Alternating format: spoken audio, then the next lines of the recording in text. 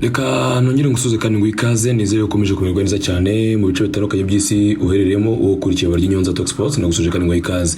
nizere ko subscribe niba utarayikora nagusaba kugira ngo uyikore kugira ngo dukomeze kubana no mu bindi biganiro byacu bya buri munsi kuri channel YouTube sharing ibiganiro ukore like kugira ngo umuryango ukomeze kwaguka cyane. So muri kano kanya nkuko mubibonye muri titre ni inkuru ije mu kanya gato ntago imaze igihe cyane igaragaza ko ikipe ya Manchester City ishobora guhura n'ibihano bikakaye cyane iri buze kuza guhabwa na Premier League ni ishyamba ry'umupira w'amaguru mu gihugu cy'Ubwongereza FA bigendanye no kwica amategeko arigenga ngo bakoze amakosa ahonyura financial fair play inshuro zirenga 100 zose bakoze muri deals zitandukanye y'aba sponsorship deals ndetse n'ama secret contracts ndetse n'ama payments zitandukanye bagiye bakora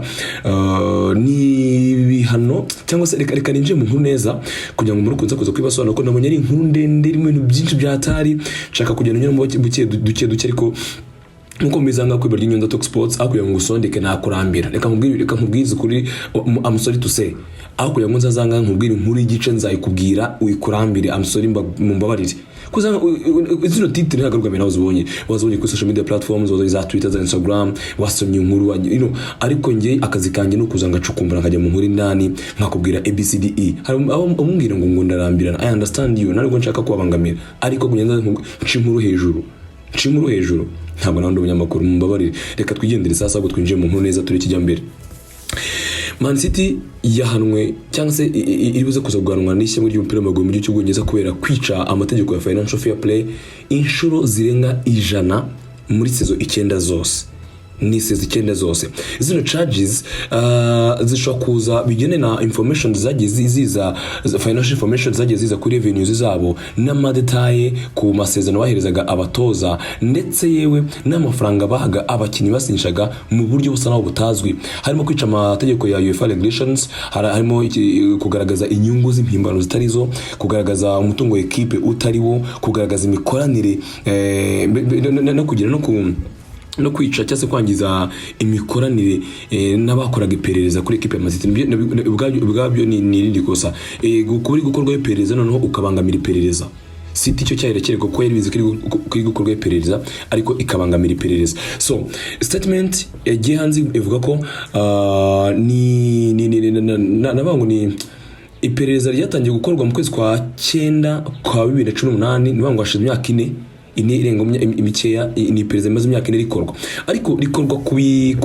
ku byo Man City ishinjwa ko yakoze kuva mu kwezi kwa 9 ahubwo ryatangiye mu kwezi kwa 12 muri December 2018 ahubwo ishinjwa ibyo yakoze kuva mu kwezi kwa 9 kwa 2009 kugera muri sezo ya 2017 2018 bivuze ngo ni imyaka cyase ni sezo zigira ku 9 zose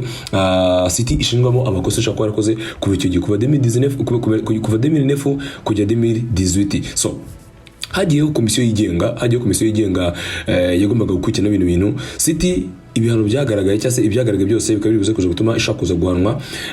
no mu bihano ishakuza gufatirwa harimo kukuba yarananiwe gukorana n'izi nzego zari zishinzwe iperereza mu kureka cyase mu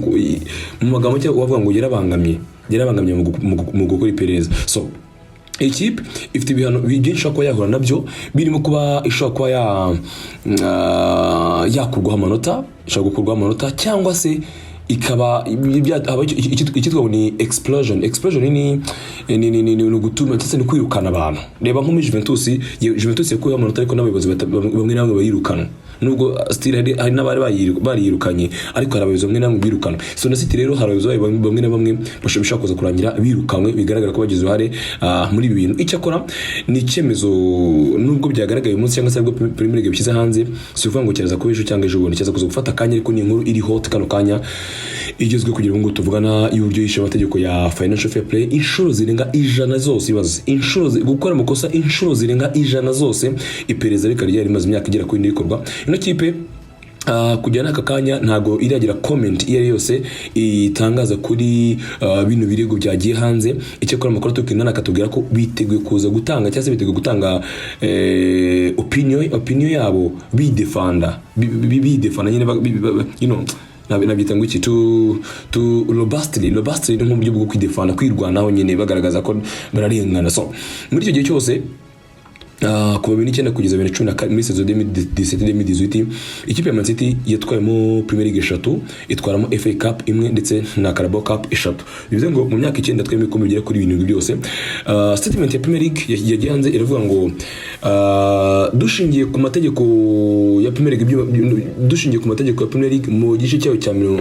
ku murongo article 41 igice cyayo cya mbere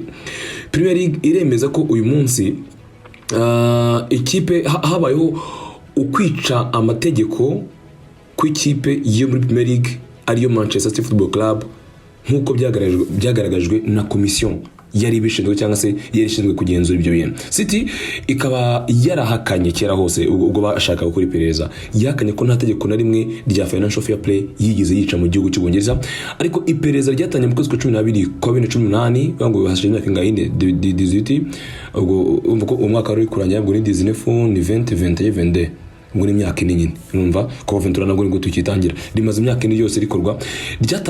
Ryatangiye ku nkuru yasohowe n'ikinyamakuru cyo mu gihugu cy'Ubudage. Mu gihugu cy'Ubudage iki kinyamakuru cyitwa ngo ni Der Spiegel. Icyo gihe bakora iyo nkuru cyitwaga Spiegel online, ariko cyaje kuza guhindura izina cyitwa Der Spiegel. Nibo basohoye inkuru ya mbere. Iyo nkuru bayikoze birefera ku numu computer hacker, numu hacker ukomeye cyane w'umunyaportugal witwa Luis Pinto, numu hacker ukomeye cyane w'umunyaportugal ariko agakunda no gukora football leaks, akunda gukora ama football leaks agiye atandukanye. Bireferaga ku byo n'umugabo yatangaje kuri football leaks, urumva n'umugabo witwa Luis Pinto w'umunyaportugal, kuko asanzwe ari umuhaka numu hacker ukomeye cyane mu ikoranabuhanga ku buryo akubwira ko niyo wahakinze ibintu byose yahakinze. Ikintu kandi gatondaza kuza kwinjira mu nkuru harakanshaka kuza kukwerekamo gato, niba muravuye ngo mumbabaye neza niba ndondogoye uta interested it's okay, ariko abantu bashaka kumva bintu uryo bihagaze. So uyu mwaka witwa Luis Pinto yagaragaje ko sponsorships ziza muri Man City zimwe na zimwe ari fake sponsorships, ko amafaranga atava muri izo sponsorships babazanye ahubwo ava Abu Dhabi kuba owners ba Man City, ava muri Leta Zunze Ubumwe z'Abarabu kuba owners ba Man City. None bakagira ukuntu bayihuza n'abakina golf, cyo ni kimwe. Ikindi mu makagaragaje nkuko kino cyitwa Der Spiegel cyabitangaje mu gihugu cy'Ubudage, bakakubwira ngo umutoza witwa Roberto Mancini wages ziwe iyo ayabandikaga mu bitabo siyo yahembwaga, ahubwo yahembwaga ubwiko bwa kabiri, yahembwaga double y'amafaranga bigenanye na contact nyine umuhuro wibanga akundaga guhuza Roberto Mancini n'ubuyobozi bwa Abu Dhabi. Ibi nabyo akaba ari amakosa yandi bashinjwa ko bakoze. Ikindi abakinnyi bakiri bato cyane bazaga mu equipe ya Man City begerwaga mu buryo butari bwo, bagahabwa amafaranga y'umurengera. Hari inkuru bigiye gutuma nsubira ku nkuru yakozwe muri 2021 muri sama mu kwezi kwa 7. Iyo nkuru nago nayibagirwa ndayibuka. Hakozwe inkuru igaragaza ko ikipe twa Manchester City havumbuwe emails anga duhanahana kuri email agaragaza ko Man City iri gucitinga, iri kwiba. Gucitinga no so gucinya ahubwo gucitinga no kwiba. Okay, byose birajyana nta kibazo. So iyo muri kabara garagaza ibimenyetso bigaragaza ko ino kipe yari kuba ari abashampion mu gihugu cy'Ubwongereza bafite amafaranga menshi bakoresha ava Abu Dhabi mu buryo butamenyerewe cyangwa se butazwi. Ibyo bimenyetso bishya bikaba byaragaragaje ko byanga bikunda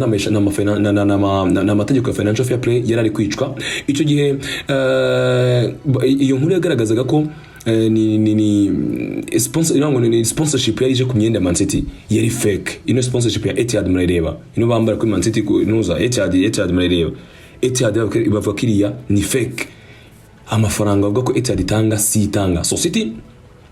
bagura ko ngo amafaranga koko nuza Etihad bavuga ko ngo yatanze $10 by'amapound saison 2010-2011 urumva niko bandikaga ko yatanze, ariko mu byukuri izo email zagaragazaga ko ni $4 urumva. Ino football leaks niyo yagaragaje iyo nkuru style muri 2021 ibigaragaza, urumva ituwe ko mu byukuri bano ba investment bayo barabeshya cyangwa babeshya ibintu. So icyo gihe batubwiraga ko ngo ni nabwo banadushira tubwira ko abagabo barimo ba Roberto Mancini bose bari yongera amasezerano ariko mu kuyongera agahabwa amafaranga atariyo si wenyine abakinnyi barimo ba Joe Hart barimo ba Vesa Company ba David Silva ba Yaya Toure Gareth Bale apana Gareth Bale tuze hari Gareth Bale wakinaga Man City James Milner Carlos Tevez bose uri kubyumva ba Dimitri Babatov bose kabisa ngo baha amafaranga atandukanye n'ayarari mu bitabo byabo. So iki gihe byabaye ukwezi kumbiraho yuko muri Manchester yatozwaga na Ferguson yari maze gutwara igikombe cyabo cya 19 banyuze kuri Liverpool boni 2013 banyuze kuri Liverpool banyuze kuri bakoze kuri Liverpool 18 za Chelsea zari zarazamutse ziri hejuru cyane City negashaka kongera kuzamuka ariko igatanga amafaranga atariyo. So akaba rero ino nkuru muri 2018 yagaragazaga uburyo abantu bo muri Man City bahabwaga amafaranga y'umurengera cyane bitandukanye nayo babaga barakoreye ku buryo rwose ngo ino Etihad bagiye kwambara umugongo babeshye ko yabahaye miliyoni 12 ngo kandi mukuri yarabahaye miliyoni 4 arizo Etihad yari yarishyuye nkuko ino website yo mu gihugu cy'Ubudage nabwo yabitangaje ko yakoze ino nkuru ikabitangaza ikatubwira ibiri kujya mbere byose. So akaba rero ino Etihad of course ni company itwara abantu mu ndege muri Leta Zunze Ubumwe z'Abarabu nkuko dufite Rwanda mu Rwanda nkuko tugira Turkish Airline nkuko dufite Qatar Airways akaba Etihad Airways nayo rero ari company y'Abarabu yari muri Leta Zunze Ubumwe z'Abarabu nyine cya gihugu cya aho dukunda kwita ngo ni Dubai ariko ni United Arab Emirates akaba rero aribo bafite ino societe. So mu kwezi kwa kabiri rero dusubire mu kwezi kwa kabiri gato kwa 2020 ino kipe yigize guhanwa urumva igize guhanwa muri 2020 iciwe miliyoni 25 nyuma ko byaje kuza kugaragara ko bari kwita amategeko ya UEFA kujyanye na financial fair play. City yarahanwe murabyibuka ndetse bari banamujije gukina na Champions League ariko baza kugira gute baza kuza kujurira ingengo cyo kimura kibuka ko City shoga ko yahanwe tukavuga tutinda kimikina Champions League ntago ari cyera cyane ejo hari covid yari hafi gutangira murabyibuka muri 2020 iyo nkunda yibuka na nyikorera Radio 10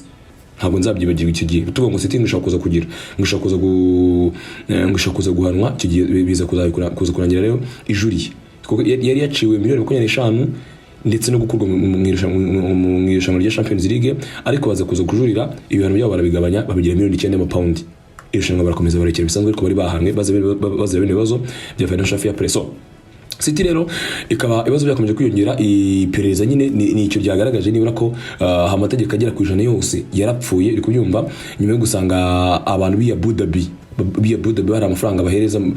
batanga muri sponsorship uri kubyumva ndetse bakanakubwira ko rwose ngo urukiko rwa CAS nabwo ubwarwo ngo bishe amategeko yako ngo kugira ngo ntangamo 2020 baze kuza gutanga izo miliyoni 9 zonyine binjire CAS nyine CAS ni court of arbitration urumva nabo ngo babacira hinganyuma bagira ibindi bintu babahereza kugira ngo reko bagabanye ibihano. So amategeko ya Premier League rero ubwayo ntago ameze nk'aya UEFA ndetse yo bakakubwira ko rwose ngo bahishe kera bishoboka cyane uri kubyumva ngo bahishe kera bishoboka cyane mabipereza rigaragaza ko ni amakosa atangiye gukorwa kuva muri 2009 urumva ino kipe ya Manchester rero ikaba yarashoboraga guhanwa imyaka igera kuri 3 yose badakina irushanwa rya Champions League muri 2020 urumva baganashibwe miliyoni 25 ariko byaze kuza kuvaho izo miliyoni 9 zonyine ibyo ngibyo byose bivaho. So mu myaka ibiri kwikiyeho rero nibwo ibyo byaje nyuma y'imyaka ibiri iperereza ritangiye riri gukorwa na Premier League ritangiye kuko ryatangiye 2018 UEFA ifata ibyo muri 2020 ariko still baza kuza kubigabanya. Mu kwezi kwa karindwi kwa 2021 urukiko rwafashe icyemezo cy'uko Man City ibintu yari yafatiwe ni arbitration panel bigomba kuza kugabanywa niko byagenze koko. So Premier League rero ikaba mu by'ukuri ngo itari inyuzwe n'ibyabaye icyo gihe kuko hari nabanguki hari hanyuma kugira ngo iki kiganiro kibashe kukugeraho neza cyane byagizwe mu ruhare na Bismart Rwanda. Bismart Rwanda iduka ryiza cyane bari gufitiye imyambaro myiza cyane abashaka imyambaro yo gukora na sport amajezi meza cyane agizwe kabisa y'amakipe akomeye ku mugani burayi yakomeye yose kabisa ushaka jezi original apana zazo usanga bapapira n'iki byose za fake zangwa z'amafuti ndakubwiza ukuri bya muri Bismart Rwanda. Bismart Rwanda sibyo byo inagufite ko n'amakoti ateye ubwoba y'amasirimu meza cyane amakoti ava muri za Turukiya amakoti ava mu Butaliyani yandi ujyana mu bukwe yandi ujyana mu nama none amashati agizweho amadebana kwakira kitu mu byukuri ndakubwiza ukuri korana na Bismart Rwanda ubundi bigufashamo bwese byose wakifuza ibaza umuntu kugira amakote umuntu gufata akaguhereza jezi wifuza zose kari ku mafaranga make cyane mbabwiza ukuri abanyarwandakazi mu nkuke kano kanya Bismart Rwanda mbahaye rinye y'ahantu wakuri inkweto nziza zigizwe zo kwambara ku makoti amashati y'amusirimu n'ukuri kw'Imana umenye ko nicyo gisubizo cyonyo gihari cyatuma umuntu abasha kwambara akaberwa yaba jezi nziza yaba n'amakote yo gukodesha yo kugura byose muri Bismart Rwanda bakora hehe bakuranga mu mujyi kuri munsi gato ya Centenary House ushaka kwinjira munsi ya Centenary House cyangwa kwinjira ku marembo arebana ni posta andi bacuruza amatelefoni ubundi gahunda twazagenda neza cyane muri Bismart Rwanda fata telefone hamagare 0781464892 cyangwa 0787221288 Bismart Rwanda bakwatsi hari pereza hari ibimenyetso byari bimaze kugaragara mu ipereza bari bamaze gukora mu by'ukuri so umwe mu judges witwa Lord Justice Malls yaravuze ngo iri ni pereza ryatangiye muri 2018 mu kwezi kwa 12 ati biratunguranye atari ko mu by'ukuri abantu reka bamenye ukuri bare ko hari progress turimo kujya kano kanya tubaza ati twatangiye kubona ibimenyetso simusiga mu myaka 2 icyo twe tumaze turi kubikora ino kipe bikaba rero ikomeje kugenda navuga ngo ikomeje kugenda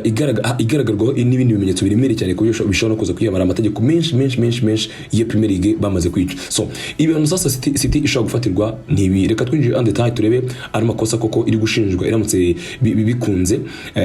kuko nakubwiye ko ni amakosa ishinjwa ko yakoze mu gihe cy'imyaka 9 kuva saison 2009-2010 kugera saison 2017-2018 uziko n'amakosa uziko ino pereza cyase ari makosa batangiye kuyakora batatwaye igikombe cya championnat kuko burya icyambere bagitwaye 2011 nabwo wa muntu mukuru yayifanye burya wa muntu muzi ufana Man City byatari yafanye 2011 maze gutwara igikombe cya championnat nibwo yayifanye to ibiri byo tuzabigarukaho nyuma so saison 2019-2010 yishe itegeko B 13 C71 C72 na C75 kugera kuri C79 kuva ku itariki ya 10 y'ukwezi kwa 9 2009 ari kubyumva ni ninjo amategeko anga y'amasembori gusa nta cyo kiza kuza kuva ariko ndiko n'amategeko 1 2 3 4 5 6 7 8 9 10 urumva ni byinshi cyane yebanga data ibyo noneho banda ari ibindi birago gusa ndi nkuna nshaka kubabwira sasa nayo related n'ibingi biri kugira ngo bize kuza kugendana ntaza kuza kubisiga inyuma ho gatoya ni inkuru twabwiwe n'umugabo wigeze gukorera ikipe ya Manchester City urumva no former financial advisor urumva ari muri position ikomeye cyane yo kugikenera kuri case nk'ingi nimwe mu bantu barabajyanama mu bijyanye n'imari muri ekipe ya Manchester City nawe yagize ikintu bitubwiraho atuye ko n'ikipe twa Man City rwose ngo bishaka kuza kurangira iba relegated ndetse nababwiye ko ishaka ko yamanuka banza nakavuzeho ino City ishaka kuza kumanuka bigeranye n'ibibazo ngo biramutse bibaye byanyabyo ishaka kuba yamanuka mu mboni mugabo witwa Stephen Bolson former financial advisor w'ikipe ya Manchester City bamwita Stephen Bolson yagize ikintu bitubwiraho nawe agize ikintu tubwira nyuma ko nta bintu bibazo byose bikomeje kuza gutya Stefan ni umufama financial advisor wa Man City akaba n'umufana wa Man City ni umuntu ukomeye cyane n'ibibazo ni umunyamategeko yabaye mu banka ukomeye cyane ubu uyu munsi ni CEO na General Counsel w'ikitwa ngo ni PCR murayireba apana PCR za COVID-19 PCR ni ikigo cyitwa ngo ni Programmable Logic Controller ni utubwana ni CEO akaba na General Counsel w'icyo kigo urumva so ni ikigo gikora ibintu byinshi bitandukanye ni ikigo n'abahanga cyane bijyanye n'ikoranabuhanga ama software remereye cyane nibo bayakora barayakora bakanayakoresha babasha kubibara ama robotic devices barayakora urumva zino robot ubona bakora tuno devices tujya mu marobo mu icyo kigo cya Programmable Logic Controller bakora tuno devices tujya mu marobo kugira ngo babashe kuyakoresha uko bashaka n'aya marobo ari artificial urumva nabo bagira uruhare mu gukora tumwe mu devices ano marobot akenera urumva rero ni ikigo gikomeye cyane kandi kuko ntabwo wayobora icyo kigo utari umuhanga so yigeze ko rero mu financial advisor muri equipe ya Man City yavuze ngo birumvikana urenze ku mategeko ya financial fair play ati uba ugomba guhita ufacinga ibihano uko byagenda uko ariko kose. Mu magambo yavuze ngo turamutse tugize ubushobozi bwo kuba twarenga iperereza rya UEFA wenda haraho byagera, ariko kujya kano ngo hari abanyamategeko barenga 50 ku isi bose bashobora kwikora muri no case bamaze kubona uko rimeze bakabona ko nta hantu bayigezamo. Broston Stefan yakomeje kuvuga ko ibya City bimaze kurenga urugero n'umuntu ukomeye cyane. Amavuga ngo ibya City byarenze urugero ku buryo bigoye cyane ko abasha guhangana n'aya mategeko. Yakomeje kuvuga ngo cyase bimwe mu bihano bishobora kuza gutangira vuba kuko ni igihe gito cyane kugira ngo bigaragazwe. Ati nibyo hari abanyamategeko barenga 50 bose City yakoresheje kandi bakoze cyane kugira ngo ariko barwana n'ibi bintu y'amategeko ya Premier League. Ari mpamvu City yashakaga gutanga iperereza ariko igishaka abanyamategeko bakomeye kugira ngo bayirwaneho. Atiko ntago bigize bagikintu babasha kuyigezaho. Mundi ijambo nk'igingiro ry'umuntu mukuru riba rihagiye kugira ngo yumva titire y'umuntu kana n'urwego rw'inibyo akorera tuvuga tangaha narenza hiki. So City ibibazo byayo nuko bihagaze ni ibintu byinshi cyane. Nibaza ko turuze kuza tugenda tubona n'andi ma version mashya kuri zino nkuru za Man City nibyo imaze gukora kujya kandi n'ibihano ifite ngo turaza komeza kubikurikirana tuza kuza kureba uko biza kuza kugenda. Niba unyuzwe n'inkuru ukora like ukore comment umbwira uti reka turi gikurikira biro bimaze kubwira na ruguru urumva hari garure City ifite. Let's wait, ntago turi gukonfirming uko icyo Premier League yakoze ntago yahariye Man City, ahubwo yashyize hanze umusaruro uvuye mu iperereza maze igihe bakora imyaka ibaza iperereza maze imyaka 4 bro. Noneho iperereza ryasubiye inyuma rikajya 2009 rikajya kuzana ibyo bakoze kuva 2009 kujya 2017 hafi 18. Nibaza ko ino perereza ugiye no kurikora ku makipe menshi y'abanyamafaranga ayanga yameze nka za Chelsea, yameze nka za PSG, amakipe wayakuramo ibihano byinshi cyane ntago wabibura. So twaje tubwira ko kenshi gashoboka rero nk'uyu rikatuvugisha ukuri nk'ubu ngubu hari unsagize iperereza rikorwa ku buryo Mbappe yongera amasezerano n'ikipe ya Paris Saint-Germain. Tuvugisha ukuri tutabeshanye, haramutse hagize iperereza rikorwa ku buryo Mbappe yongera amasezerano muri Paris Saint-Germain. Uzi ko nagwero reka mbaye gatoya kuri kakana nababwiye kagiye kaba ku bakiri bongeraga amasezerano ko nagwero yigize kwivumbura yanga kongera amasezerano muri equipe yitwa Man City. Yarivumbura bro ati sinyongera ndagenda. Umwami wa igikomangoma cha Leta Zunze Ubumwe z'Abarabu witwa Bin Salman yitwa Bin Salman urumva yaramuhamagaye araza bakubwira ko yavuyeyo ibitekerezo byose babihinduye ashimukura ku masezerano avuga ati ikipe niyo yanyu kwanga ngoma kubira mu legend nese mba byarapuye kwikora gutya ku mwana uvuye muri Argentina afite ubukene n'inzara. So urumva rero amategeko apimega akagaragaza ko n'amafaranga usanga ku ruhande